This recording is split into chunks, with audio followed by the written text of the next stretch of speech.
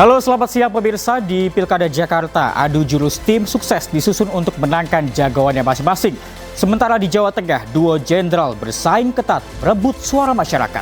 Dan selain informasi tadi, kami juga akan hadirkan beragam informasi terkini seputar pemilihan kepala daerah serentak sebagai panduan Anda dalam menentukan pilihan.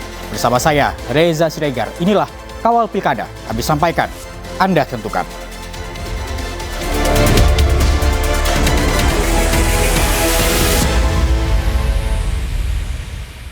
Ya pemirsa, pasangan calon yang berkontestasi di Pilkada Jakarta telah menunjuk ketua tim sukses. Adu jurus tim sukses pun disusun untuk menangkan jagoannya masing-masing.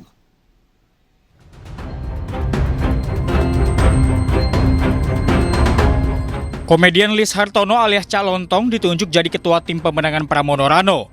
Ini bukanlah pertama kalinya Cak Lontong masuk dalam tim ses. Kehadirannya pun diharapkan bisa menghadirkan Pilkada Jakarta yang riang gembira. Tapi yang ingin kita sampaikan bahwa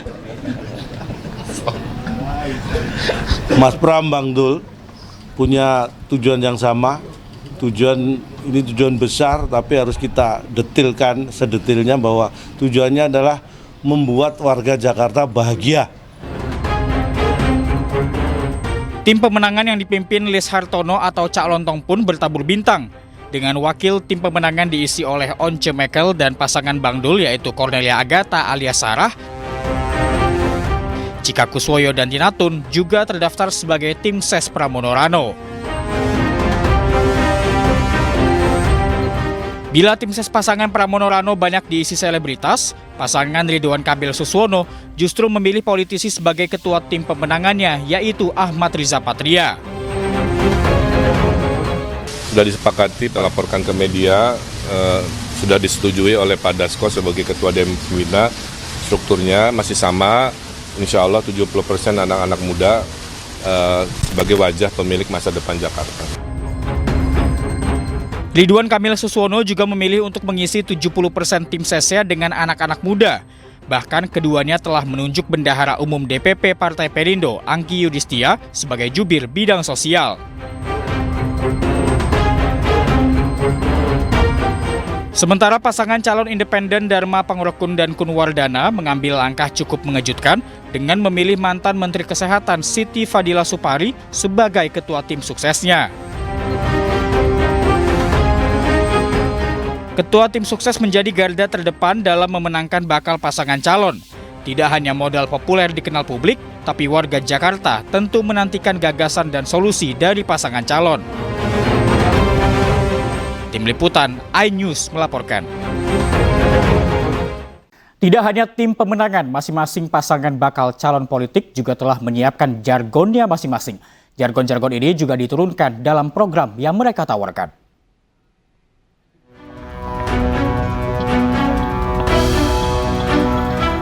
Jakarta Baru, Jakarta Maju adalah jargon yang diusung oleh pasangan Ridwan Kamil Suswono. Sesuai dengan jargonnya, program-program yang mereka tawarkan pun tak hanya janjikan keberlanjutan, tapi juga berbagai terobosan. Salah satunya dengan pindahkan pusat perkantoran dari Jakarta Pusat ke Jakarta Selatan.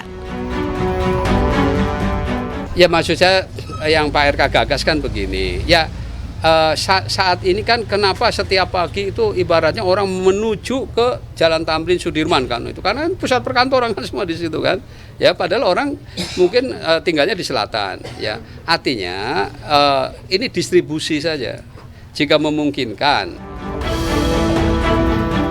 Sementara pasangan Pramono Rano memperkenalkan jargon Jakarta Menyala Kagak Ribet Dah untuk Pilgub Jakarta.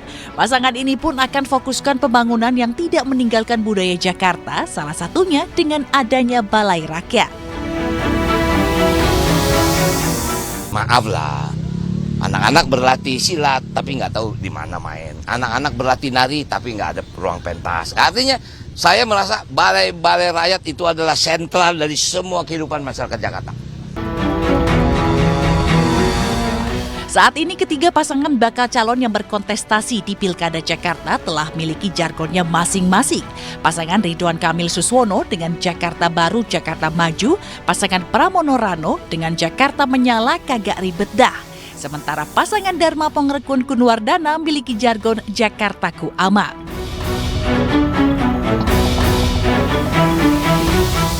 Jargon tentu penting bagi seluruh pasangan calon, namun bagi masyarakat yang terpenting adalah program kerja. Jangan sampai jargon hanya menjadi pepesan kosong. Tim Liputan iNews melaporkan. Ya, untuk sosialisasikan diri, ketiga paslon juga belusukan atau turun ke masyarakat. Namun ketiganya memiliki cara yang berbeda untuk menyapa warga. Ridwan Kamil memilih untuk belusukan atau belanja masalah langsung ke masyarakat. Salah satu dia belusukan ke Pasar Kambing Tanah Abang. Di lokasi, RK audiensi dengan Himpunan Pedagang Kambing Tanah Abang. RK juga bersilaturahmi dengan komunitas Betawi Juara Tanah Abang.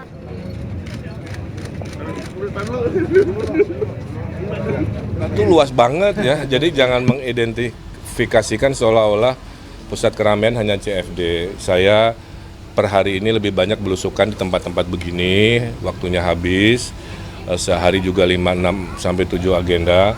Nanti CFD kalau sudah leluasa lah menyapanya dengan lebih rileks. Tapi saya lagi belanja masalah, bukan hanya datang selfie ya, saya lagi belanja masalah.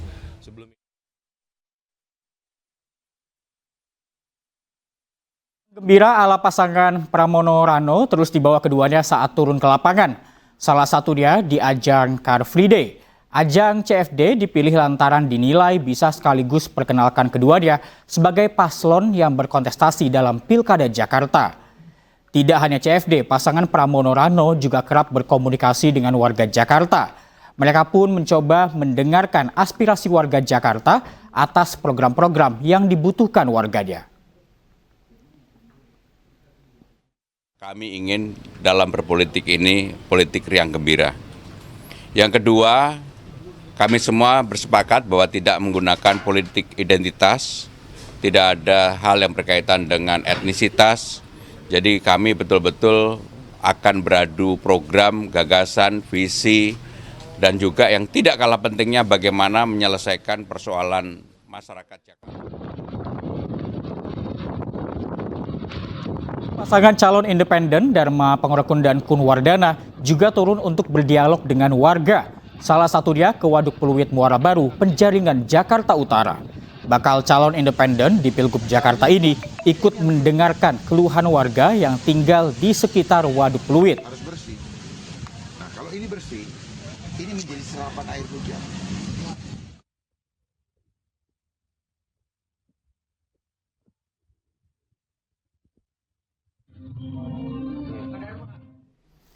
Ya pemirsa, berbagai cara dilakukan untuk perkenalkan pasangan yang akan berkontestasi di Pilkada Jakarta. Lantas apakah cara ini efektif? Kita lihat survei berikut ini pemirsa. Ya, Pilkada ini semakin dekat, elektabilitas ketiga pasangan bakal calon terus meningkat. Pasangan Ridwan Kamil dan juga Suswono yang diusung oleh koalisi Kim Plus ini unggul dengan angka 56,5%. Kemudian disusul oleh Pramono Anung dan juga Rano Karno yang diusung oleh PDI Perjuangan dengan 24,5%. Dan kemudian untuk pasangan dengan jalur independen yakni Dharma Pangerekun dan juga Kun Wardana berada di posisi terakhir dengan 3,1%. Ini adalah survei yang dilakukan oleh lembaga Proximity Indonesia pada tanggal 30 Agustus hingga 6 September 2024 kemarin. Ya pemirsa, kita lihat lagi pemirsa bahwa nantinya ini menariknya kita lihat ketiga pasangan calon ini masing-masing sudah memilih ketua tim sesnya, di mana untuk Pramono Anung dan juga Rano Karno ini sendiri nantinya mereka akan dipimpin tim sesnya oleh Cak Lontong, dan juga untuk kedua paslon lainnya juga telah memilih ketua tim sesnya masing-masing. Ya, terima kasih Anda masih bersama kami di Kawal Pilkada. Pemirsa, pasangan Andika Perkasa dan juga Hendra Prihadi bertemu dengan warga dan kader PDI Perjuangan di Purworejo, Jawa Tengah. Sementara pasangan bakal calon gubernur Ahmad Lutfi dan Taj Yassin melakukan konsolidasi di DPD PKS dengan mengajak semua parpol pendukung terus bergerak bersama membangun Jawa Tengah.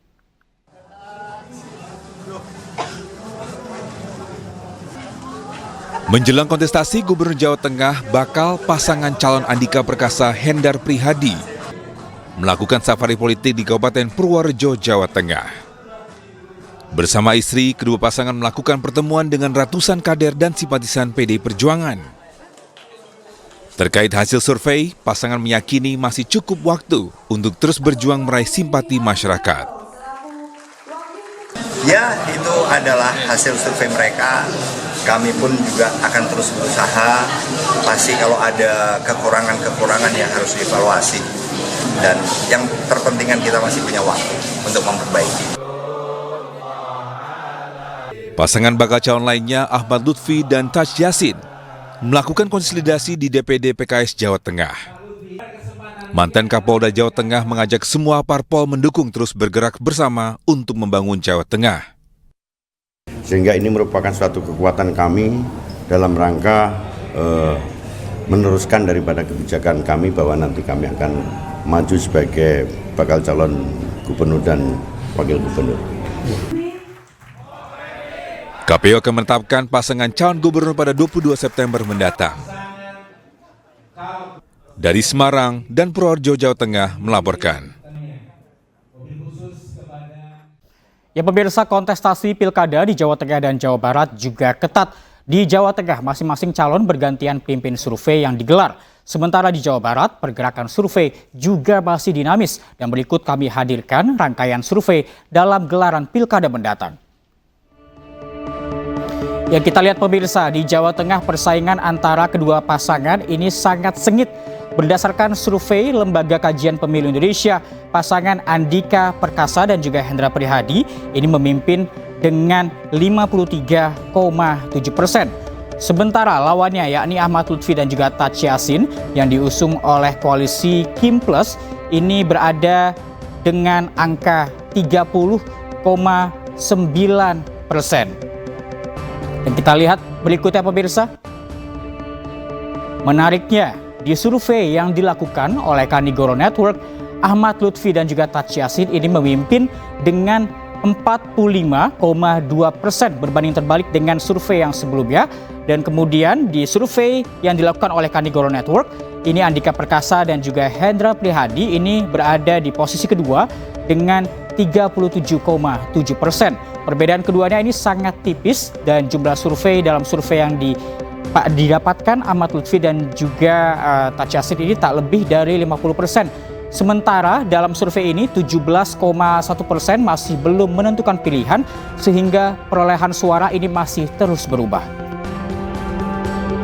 Kita menuju ke Pilkada Jawa Barat 2024. Pemirsa, di Pilkada Jawa Barat ini pasangan Deddy Mulyadi dan juga Erwan Setiawan berhasil unggul jauh dibandingkan dengan pasangan lainnya di angka 77,81%. Kemudian disusul oleh Ahmad Syaiqo dan juga Ilham Akbar Habibi dengan 10,98%, di mana Ahmad Syaiqo dan juga Ilham Akbar Habibi ini diusung oleh PKS dan juga Nasdem. Kita lihat di posisi ketiga dan juga keempat untuk Pilkada Jawa Barat 2024. Di posisi ketiga ada Acep Dadang dan juga Gitalis yang diusung oleh Partai Kebangkitan Bangsa, di mana mereka berhasil meraih suara 2,24%.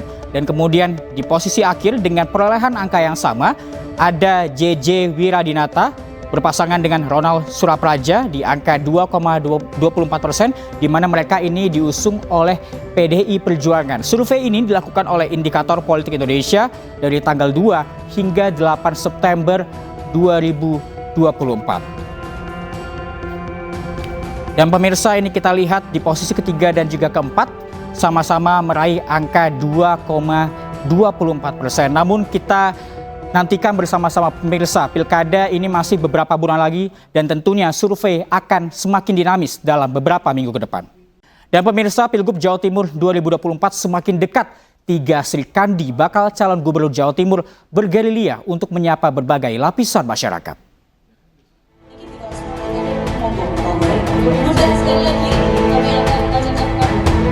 Tiga bakal calon gubernur semakin ketat bersaing jelang Pilgub Jawa Timur 2024.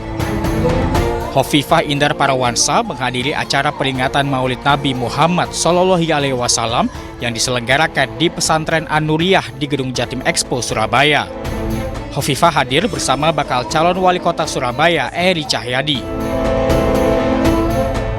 Kekompakan Hovifah dan Eri kian nampak saat di hadapan ribuan jamaah muslimat dan fatayat se-Jawa Timur. Hovifah mengajak jamaah mendoakan orang nomor 1 di Surabaya ini bisa kembali memimpin Surabaya 5 tahun ke depan.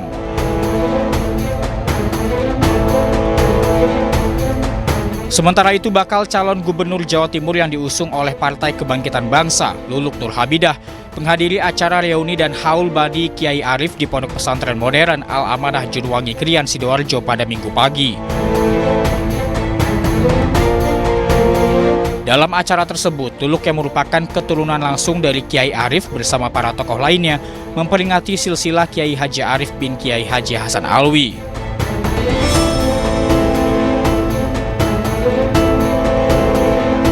Sedangkan bakal calon gubernur Jawa Timur, Tri Risma hari ini pada Sabtu sore menghadiri acara perpisahan dengan ratusan pegawai Kementerian Sosial di Surabaya. Dalam kesempatan tersebut, Risma berharap Pilgub Jawa Timur 2024 dapat berjalan lancar sesuai dengan pilihan rakyat tanpa ada kecurangan, karena suara rakyat adalah suara Tuhan. Ya, apa bahasanya? Vox Populi, Vox Dei. Suara rakyat itu suara Tuhan. Jadi saya pun juga tidak berani. Kalau misalkan ancur-ancuran, saya mau ancur-ancuran, mau black campaign, yo iso. Tapi saya nggak lakukan itu karena ini benar-benar merebut untuk dapat apa namanya? Merebut suara Tuhan. Seperti diketahui, dalam pemilihan Gubernur Jawa Timur ada 3 Srikandi yang akan bertarung dalam Pilkada Jawa Timur. Mereka adalah pasangan Hovifah Indar Parawansa Emil Dardak yang didukung oleh 14 partai, Tri Risma hari ini Gus Hans yang diusung oleh 3 partai, yakni PDIP, Hanura, dan Partai Umat, serta Luluk Nur Hamidah, Lukmanul Hakim yang diusung oleh Partai Kebangkitan Bangsa. Tim Liputan, iNews melaporkan. Ya, terima kasih Anda masih bersama kami di Kawal Pilkada. Pemirsa, ratusan ribu santri dan jamaah dari berbagai provinsi di Indonesia menghadiri puncak hari ulang tahun NWDI ke-89 di Pancor, Lombok Timur, Nusa Tenggara Barat. Para santri dan jamaah NWDI ini mengikuti pawai alegoris yang digelar di sepanjang Jalan TGKH Muhammad Zainuddin Abdul Majid, Pancor, Kabupaten Lombok Timur, Nusa Tenggara Barat.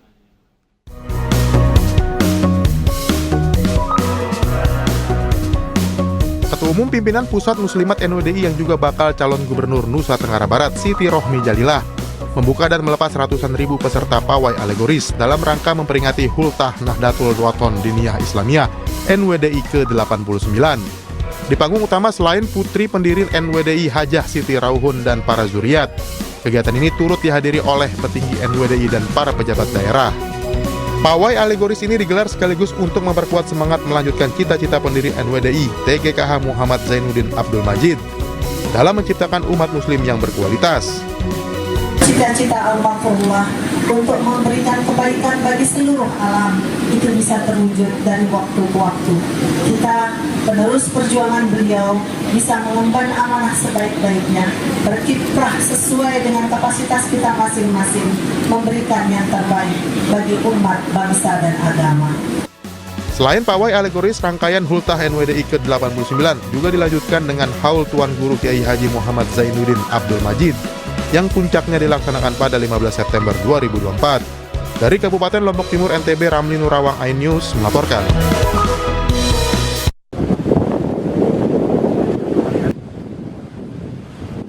Meski belum memasuki masa kampanye, bakal calon kepala daerah sudah melakukan berbagai aksi turun ke masyarakat. Seperti yang dilakukan selebritas Vicky Prasetyo yang melakukan belusukan di Kampung Nelayan dan Pelabuhan Ikan di Tanjung Sari, Kabupaten Pemalang, Jawa Tengah. Vicky Prasetyo menyampaikan akan mengubah nasib nelayan di Pemalang lebih baik dengan berjanji akan mempermudah mendapatkan BBM solar serta alur pelabuhan yang dangkal akan dikeruk jika dirinya terpilih menjadi Bupati Pemalang berikutnya. Nah, kita pengen tahu sih sebenarnya keluhan apa sih yang mereka saat ini hadapi, khususnya ya orang-orang yang hidupnya ataupun ada di populasi area sini. Ya, yang pasti kita harus pertama adalah mendengarkan mendengarkan untuk bisa mengambil keputusan nantinya. Tentunya ya kita pasti harus ada perekrutan ahli lah. Vicky Prasetyo maju sebagai bakal calon Bupati Pemalang berpasangan dengan bakal calon Wakil Bupati Muhammad Suwendi yang diusung oleh PKB. Penetapan bakal calon Bupati menjadi calon Bupati oleh KPUD Pemalang akan dilaksanakan pada 22 September 2024. Dari Pemalang, Jawa Tengah, Suryono Soekarno, iNews melaporkan. Seruan untuk mencoblos 3 pasangan calon di Pilkada Jakarta muncul di media sosial. Namun KPU Jakarta mengimbau masyarakat untuk tidak melakukan hal tersebut karena akan sia-sia. Dan pemirsa, informasi ini sekaligus menutup kawal Pilkada hari ini. Saya Reza Siregar dan kerabat kerja yang bertugas undur diri. Kawal Pilkada kami sampaikan, Anda tentukan. Terima kasih, sampai jumpa.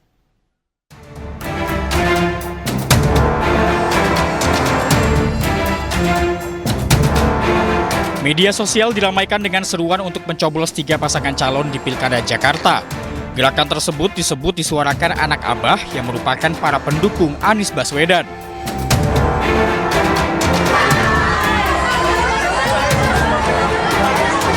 Mantan Gubernur DKI Jakarta ini pun menanggapi gerakan yang disebut disuarakan oleh para pendukungnya.